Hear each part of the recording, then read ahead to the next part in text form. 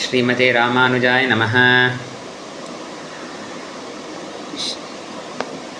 श्रीः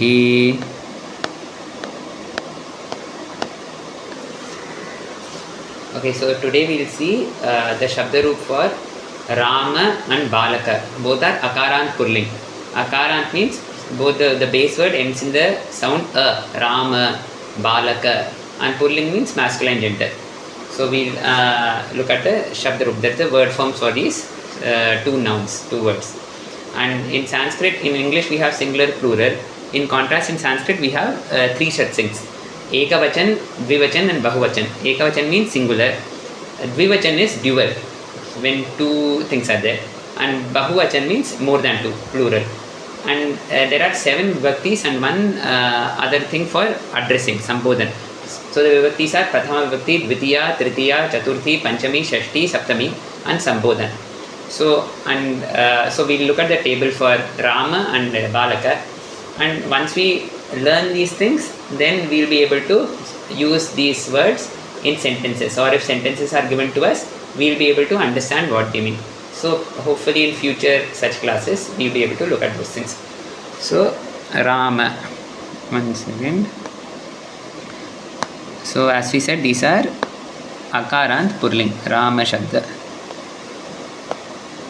Rama. And please excuse the bad handwriting. So we'll have Ekavachan, Dvivachan, Bahuvachan. Ekavachan,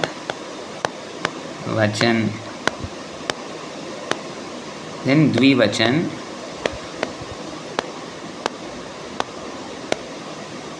Bahuvachan.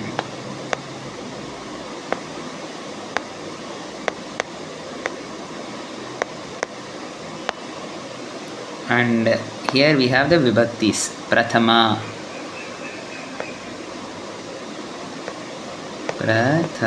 Prathama means first. Prathama vibhakti,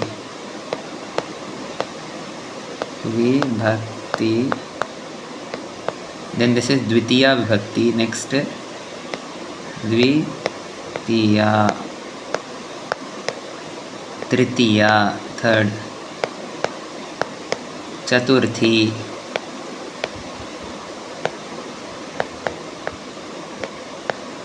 Panchami, Shashti, Saptami,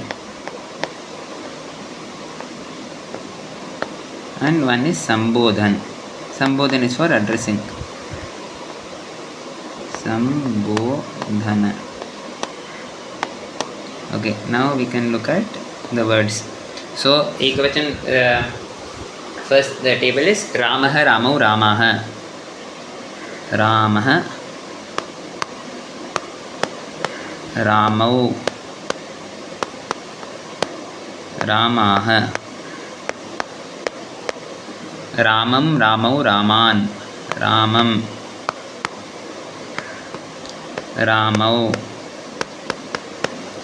Raman. Ramena, Ramabhyam, Ramaiha. Tritiya is Ramena, Ramabhyam.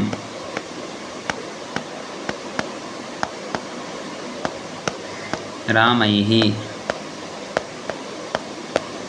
Chaturthi, Ramaya, Ramabhyam, Ramebhyah. Oh sorry, this is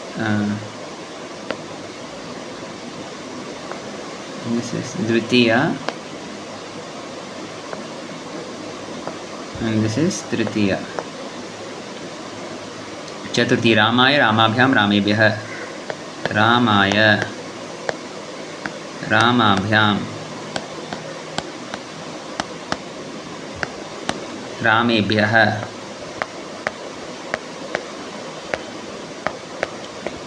Panchami, Ramat, Ramabhyam, Ramebhyah. Ramat, Ramabhyam,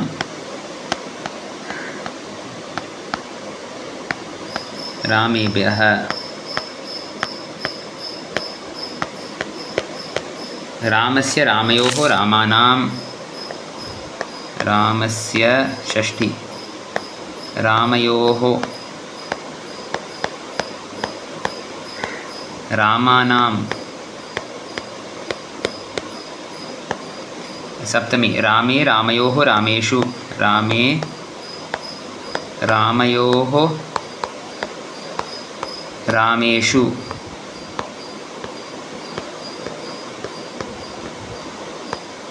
संबोधन हे राम हे रामौ हे रामाः हे is optional हे राम हे रामौ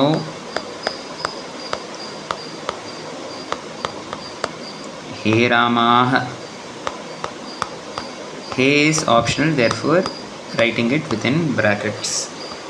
So okay, so this is what we have over here.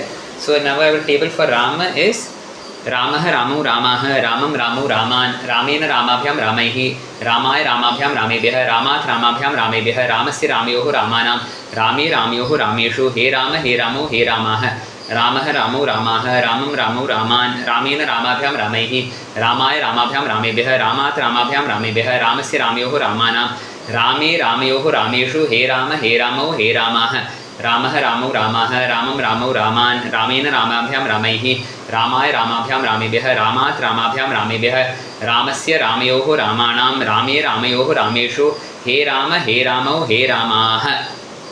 Okay, now we'll look at balaka. Balaka is another akarant pulling masculine gender word ending in the sound so we'll look at the word forms for balaka also.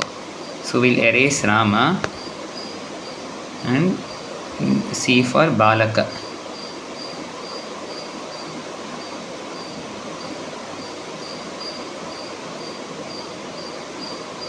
For balaka also it is the same thing. बालकः बालकौ बालकाः बालकं बालकौ बालकान् बालकेन बालकाभ्यां बालकैः बालकाय बालकाभ्यां बालकेभ्यः बालकात् बालकाभ्यां बालकेभ्यः बालकस्य बालकयोः बालकानां बालके बालकयोः बालकेषु हे बालक हे बालको हे बालकाः.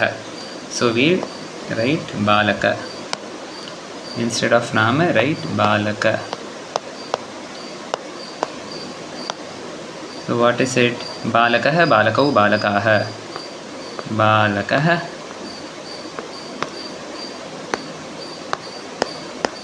बालकौ बालकाः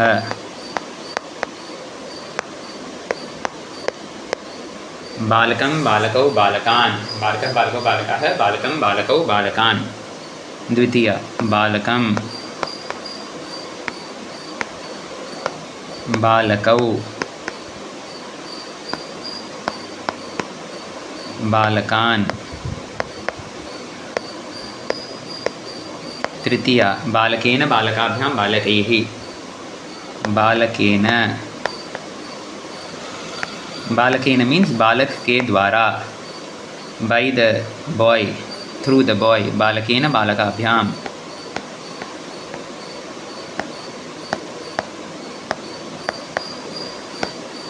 बालकैः बालकैः कैः dot also comes here. बालकेन बालकाभ्यां बालकैः बालक. चतुर्थी बालकाय बालकाभ्यां बालकेभ्यः. चतुर्थी मीन्स बालक के लिए. एक वचन मीन्स बालकाय मीन्स बालक के लिए. बालकाभ्यां मीन्स दो बालकों के लिए. For the two boys. बालकाय बालकाभ्यां बालकेभ्यः. बालकेभ्यः means for the boys in plural. बालकों के लिए. बालकाय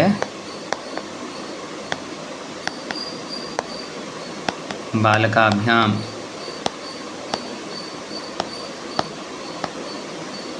बालकेभ्यः.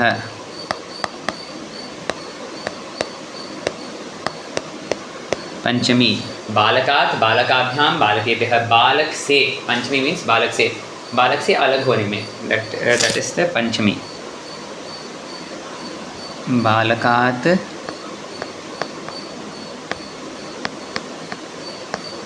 बालकाभ्यां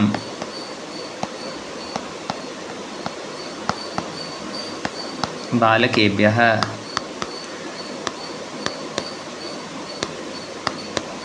षष्ठी बालकस्य बालकयोः बालकानां षष्ठी बालकस्य मीन्स बालक का बालकयोः दो बालकों के बालकानां बालकों के of the boy of the two boys and of the boys in plural षष्ठी बालकस्य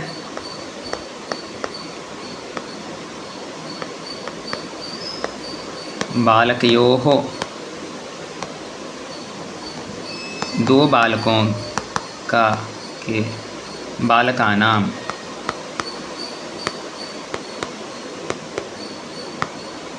सप्तमी बालके बालकयोः बालकेषु बालक पर बालक में बालके बालके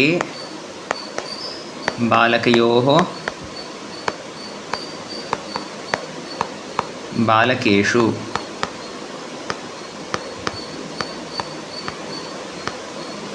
संबोधन हे बालक हे बालकौ हे बालकाः हे इज ऑप्शनल हे बालक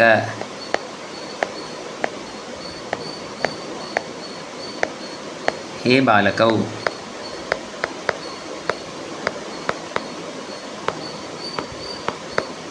हे बालकाः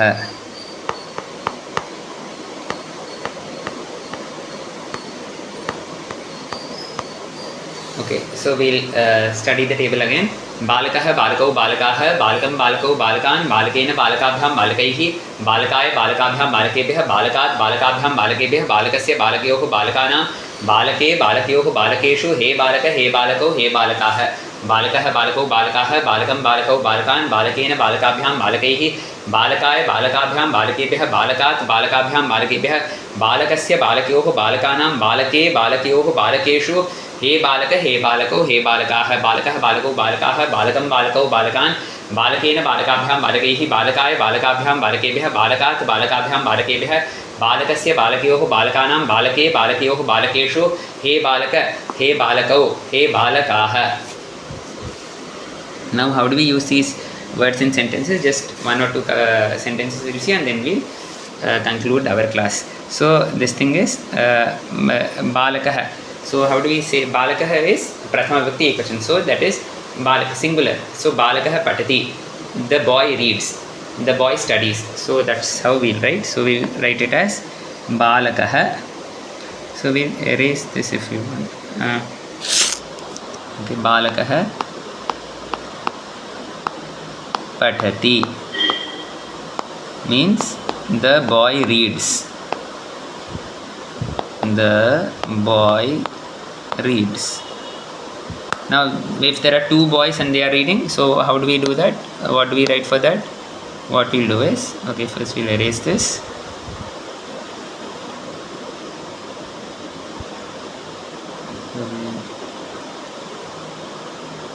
So if two boys are reading, so what we have over here is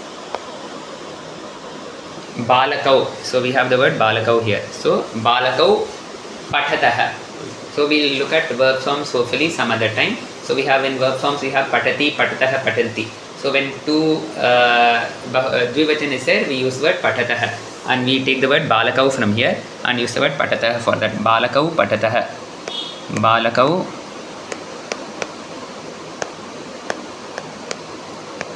pathatah. Two boys study or two boys read. दो बालक पढ़ रहे हैं. दो बालक पढ़ते हैं. ரெண்டு பசங்க படிக்கிறார்கள் or படிக்கிறார் whatever.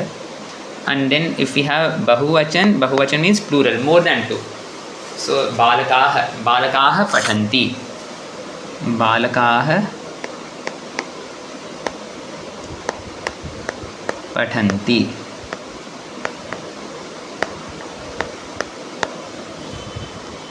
Boys, the boys, here boys means more than two. The boys read. बालक पढ़ते हैं, plural, more than two. Okay, so we have balakah patati, balakau patatah, balakaah patanti. Similarly, if we have some other word instead of the verb pat, that is for reading, if we have some others like say खादति, खादति means to eat, खाद means to eat. बालकः खादति, बालकौ खादतः, बालकाः खादन्ति. So we'll write that also just as a practice. So we have बालकः खादति, खादति, बालक खाता है, the boy eats, the boy eats. बालक, so we use the word here. Then द्विवचन बालकौ, so बालकौ खादतः, बालकौ खादतः. Two boys eat, दो बालक खाते हैं, two boys eat. Then we have बहुवचन plural, more than two. बालकाः खादन्ति, बालकाः खादन्ति, खादन्ति. The boys eat, boys eat. Here boys refers to more than two boys. Boys eat. बालक खाते हैं. So that's what we have. So we looked at the Shabdroop or the word forms, noun forms for Rama and Balaka. Both are Akarant Purling. That is, both are masculine gender words ending with the sound A. And hopefully in future classes or future videos, we'll be looking at more words and we'll be looking at how to construct and understand sentences also. So thank you very much. Hare Krishna. Sarvam Shri Krishna Arpanamastu.